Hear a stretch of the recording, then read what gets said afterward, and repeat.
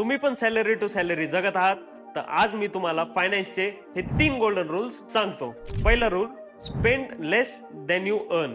म्हणजेच तुमचा खर्च तुमच्या इन्कम पेक्षा कमी पाहिजे. आपण एक एक्झाम्पल घेऊयात.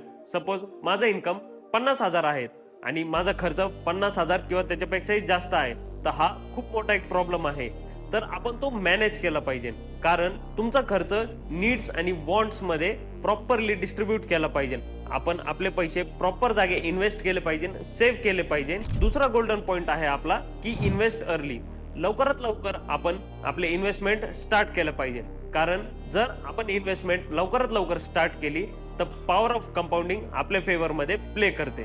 तर आपला तिसरा गोल्डन रूल आहे अवॉइड बॅड डेट्स. भरपूरदा असं होतं, आपला नवीन जॉब लागला का आपण नवीन बाईक घेणार, नवीन कार घेणार, नवीन घर घ्यायचा विचार करतो.